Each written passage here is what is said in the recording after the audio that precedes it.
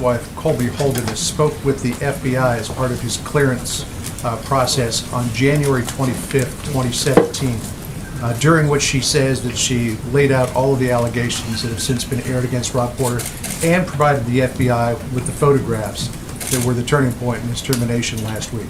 At any time between January 25th of last year and last Wednesday, did the FBI make anyone here at the White House, whether it was in the counsel's office, the chief of staff's office, or anyone else, did the FBI make anybody here aware of the allegations that had been raised against Porter by Colby Holderness and his second wife, Jenny Willard? Look, we learned of the extent of the situation involving Rob Porter last Tuesday evening, and within 24 hours his resignation had been accepted and announced.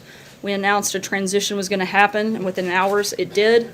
The President and the entire administration take domestic violence very seriously and believe all allegations need to be investigated thoroughly.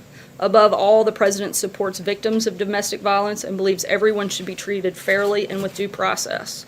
We've addressed this situation extensively, and we have nothing more to add at this time on that topic. The allegations that were raised against him would make him a prime candidate for blackmail, which would lead any responsible person at the FBI to come to the White House to say, just want to let you know, this person will likely never get a permanent security clearance. Was that concern ever raised to anyone here at the White House? As I know Raj addressed last week, we let the process play out. It was ongoing, hadn't been completed, and beyond that, in the statement I just gave you, I don't have anything else to add. Cecilia. Why haven't we heard the President say exactly what you just said right there, that he takes domestic violence very seriously? I spoke with the President. Those are actually directly his words that he gave me Why earlier today. hasn't he said that? He had the opportunity. It's my job to speak on behalf of the President. I spoke to him, and he relayed that message directly to me, and I'm relaying it directly to you. Does he believe Rob Porter's accusers, or are they lying?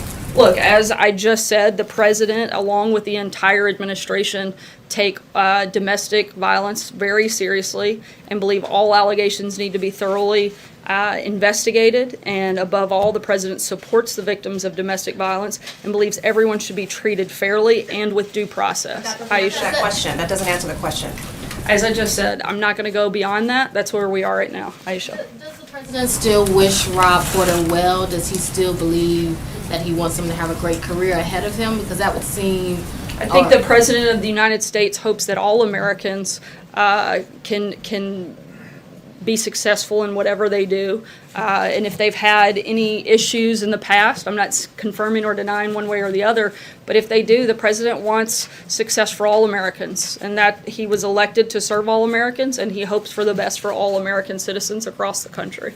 Jim? What about the President's tweet over the weekend? People's lives are being shattered and destroyed by a mere allegation. It seems like the President was believing Mr. Porter as opposed to his alleged victims.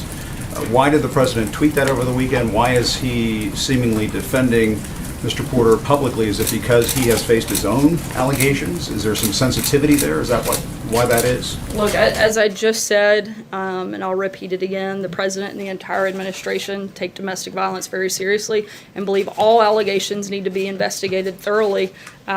He certainly supports the victims of domestic violence above all else and believes that everyone should be treated fairly and with due process. The President's simply saying that there should be a due process that should be followed and looked at. Is there tone deafness there?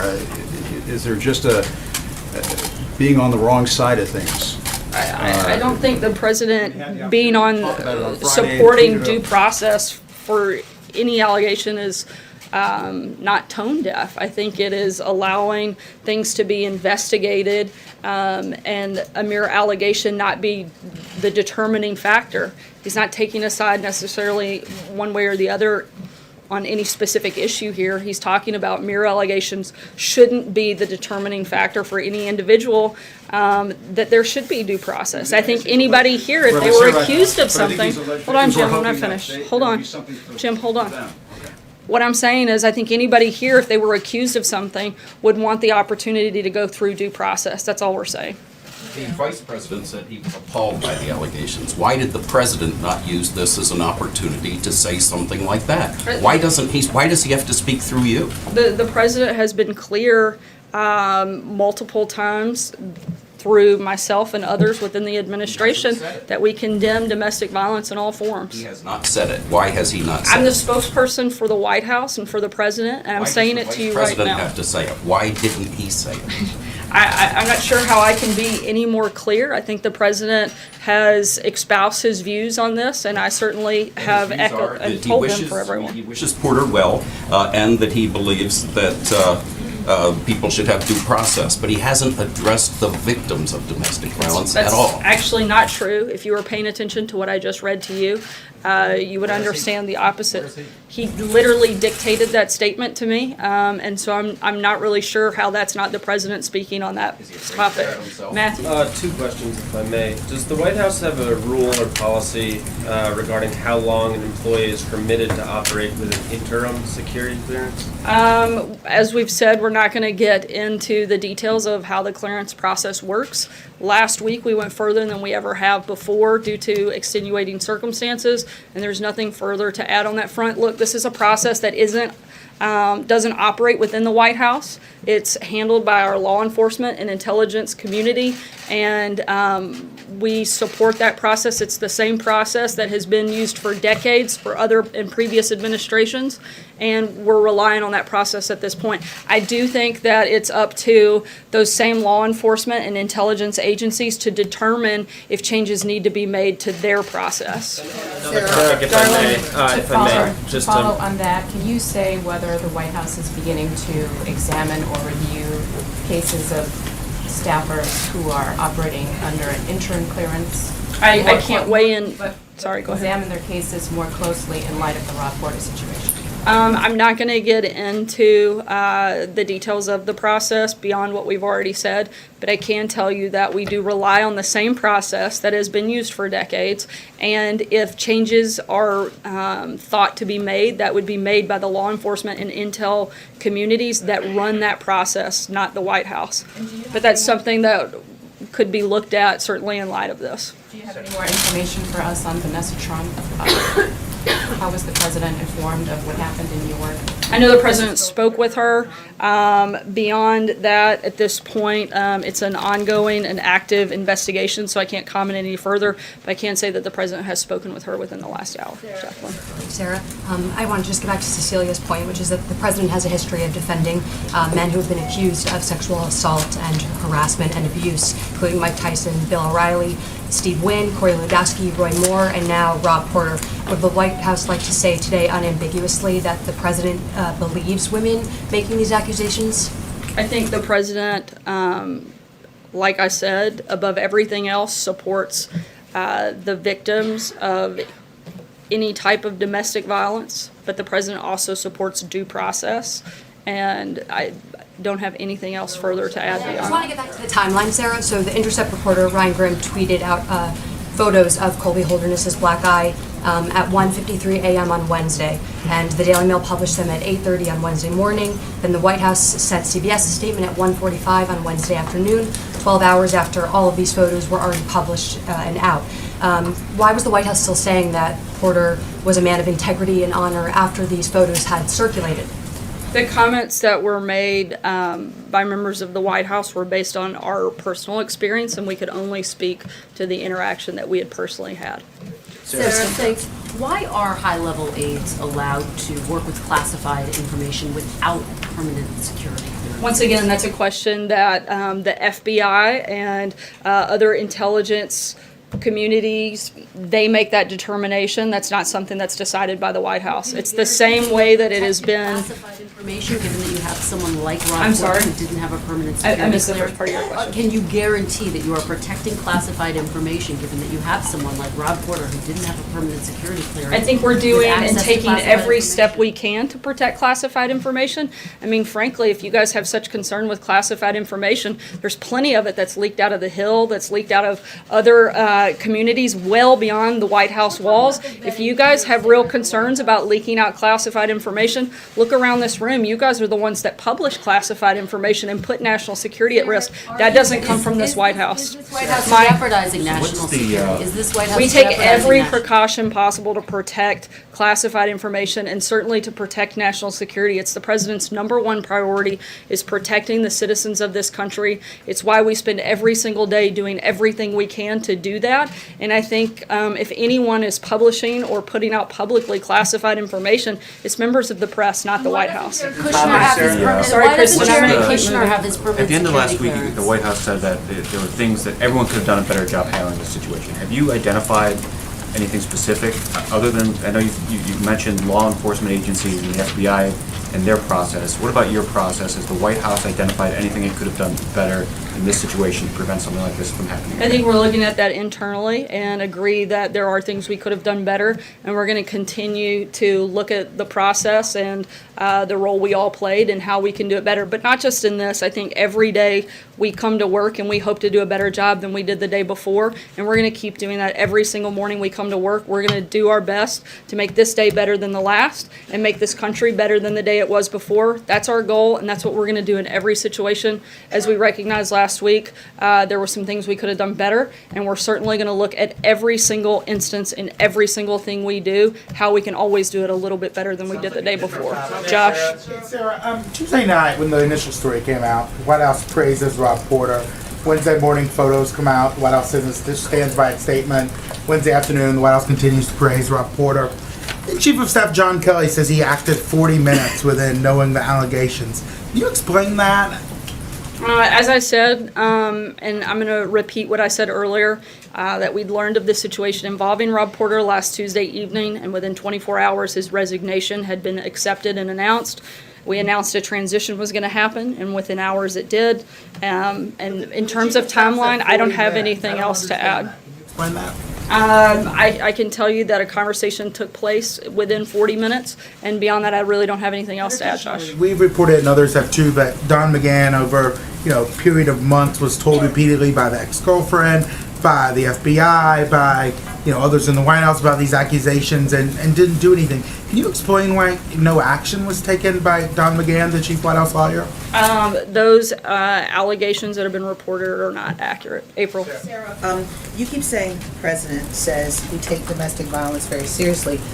Moving forward, how seriously will he take it? What will he do to raise awareness about it, combat against it, particularly as, again, I asked this last week of Raj, as this administration ended the Violence Against Women office, as well as closing down the Women and Girls office, what will be new and different as it relates to combating this? I believe there's an individual that is in the nomination process to run an office specific to domestic violence.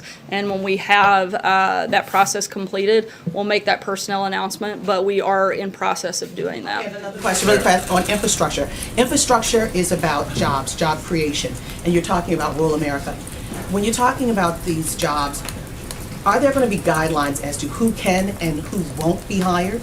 Not that I'm aware of anything to that nature. A lot of the infrastructure projects during the Obama years, when Hilda Solis was labor secretary, a lot of those jobs went to Hispanics.